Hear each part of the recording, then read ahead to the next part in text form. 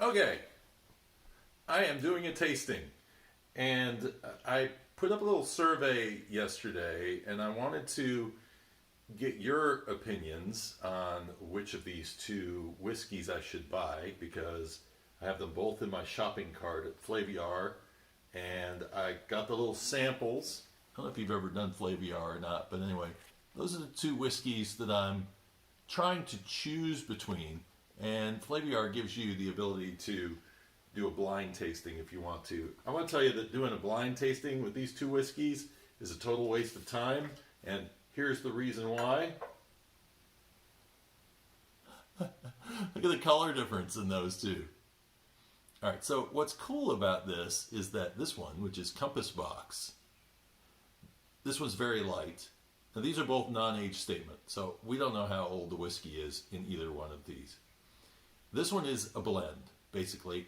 It's made up of different Islay whiskeys and a Speyside and a Isle of Mull. This over here comes from Islay as well, but this just comes from Islay. This is a single malt. Okay, both non-age statement. Why are they so different in color? Well, the cool part about this one is that they obviously used no colorant in it. Okay, no caramel color in that one. This one, you might say they could have put some caramel color in there, but I think when I read on it, they don't.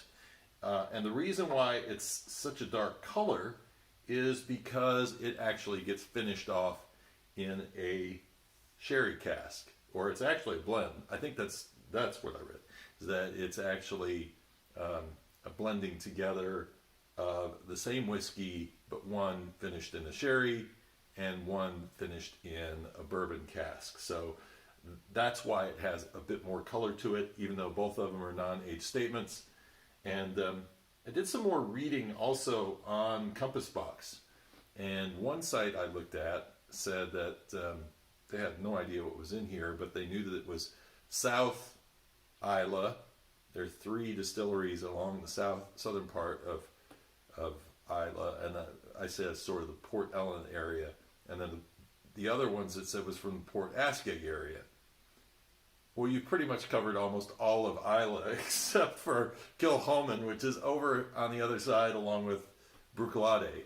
So that didn't give a whole lot of information. But I found another website that talked about the Compass Box and said, interestingly enough, that it has 2 of my favorite whiskeys in it, and 2 of my favorite whiskeys are the most dominant whiskeys in Compass Box.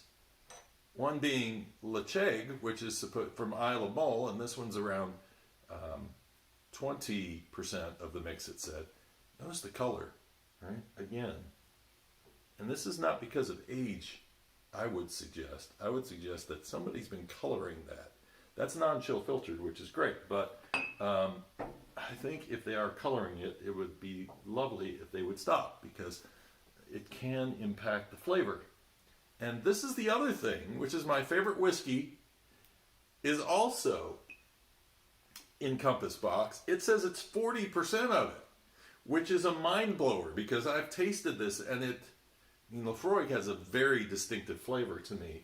And Compass Box does not really remind me of Laphroaig in any way, shape, or form. So I have to decide between these two. And I put it to a vote for you guys. Ooh,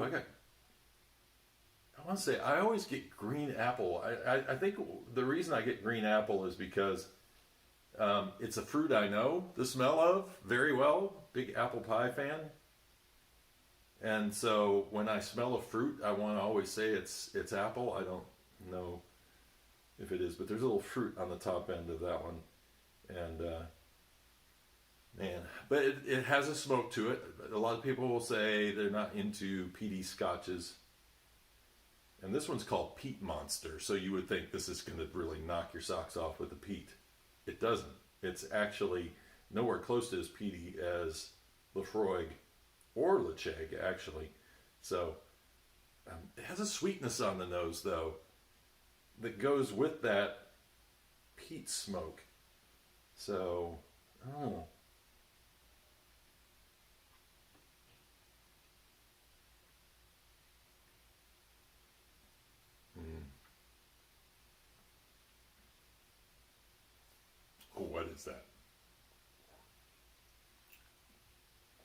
looking at my notes.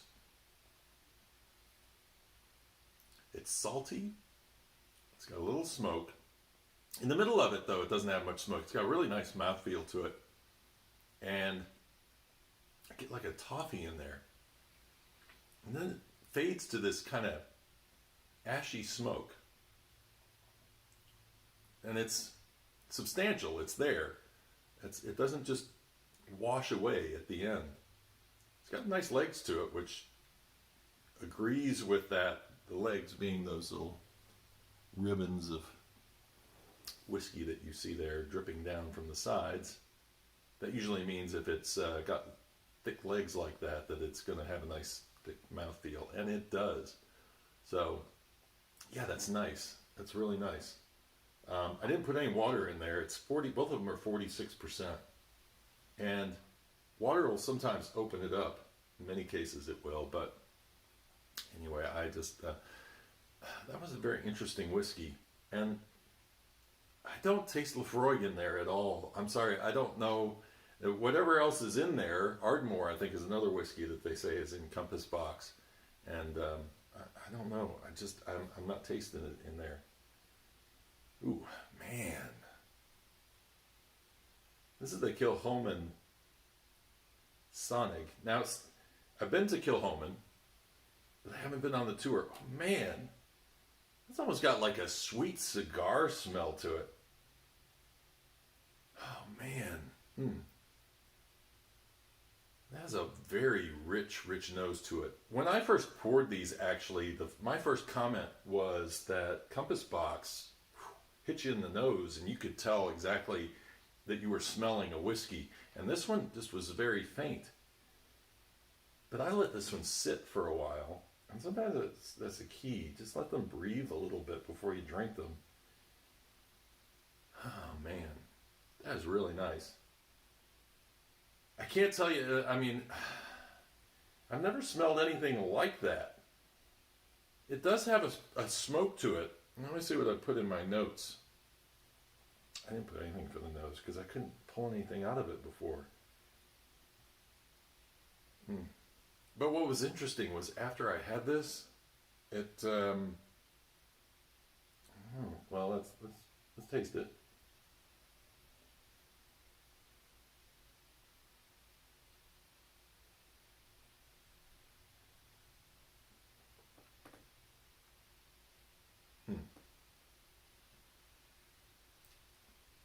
Here's the thing, I can taste the youth on this one. Unlike that one. This one has a little ethanol. Oh man. And then the finish is like, my mouth just went walking through a field of peat. Earthy peat. Very earthy. Now the cool thing about Kilchoman is that it is an estate distillery. They apparently grow all that they use for their whiskey, and it's a nice little drive out there. It's a little hair-raising at times, not as bad as Bunnahabhain, which is definitely a hair-raising drive to get to, but it's a single-track road to get out there, and so there's some blind hills you have to go over. It's near a beach. I want to go out to that beach one of these times. Of course, I got to go back to Kilchoman and actually do the tour. I had lunch there, but couldn't do the tour because I had another tour coming up elsewhere. Oh man, ooh, there's definitely medicinal comes back. And this is what I love about doing a tasting is that you taste it, you smell it, you nose it, and then you don't know what you're picking up yet. Then you taste it, and then all of a sudden you nose it again, and all this new stuff starts showing up. Yeah, definitely the iodine medicinal. So to me, this is really got the character of Islay overall, with the earthiness and with on the finish and with the iodine at the beginning. And to choose between these two, man, I don't know. I don't know how it would go. What's interesting on this one is that the finish is much more, it's there, it's long, it's a long finish, but it's more faint than the Compass Box. It seems to dissipate and is softer. It's not quite as And like I say, the only drawback to this one for me is that you can taste the youth in it just a little bit. There's a little bit of ethanol in the end, but and it's got a pepperiness. But man, if you drink bourbon and then you jump over to drinking Islay whiskeys, it's like you're so used to getting kind of that Kentucky hug burn from the corn, and there's none of that with this. There's that. It's just but it has kind of that rye pepperiness to it. Although there's no rye in this, it's definitely a single malt, but it does leave a little pepper on the finish, which is nice. So, golly, this is what's tough now. I went into this whole thing. You guys picked Kilchoman. I didn't see what the final score was because Instagram fritzed out and didn't keep the score. But I peeked in and saw that there was a pretty wide lead for Kilchoman on this one. I might get the Kilchoman just because I love Islay whiskeys, and to me it has a lot of the character of Islay whiskeys, and I can live with that little bit of ethanol in it. I think for the most part it's a really nice whiskey, and it will remind me of my time. That's what's awesome about it. That's what I love about Lafroig. I can smell this and I'm at the distillery. It's like I smell that smoke and it pulls me right back to the distillery. So I love that feeling. I don't get that from the Compass Box as much as I get it from the Kilchoman, and that's what's going to make the winner for me. So I hope you enjoyed this, and it's fun. I'm going to start doing more tastings. I want to get the hang of doing this, and I love doing little comparisons with each other, so I'm going to do a lot more of it. So hope you enjoyed that, and tell me what you think of these two whiskeys. I would love to hear your feedback on them as well.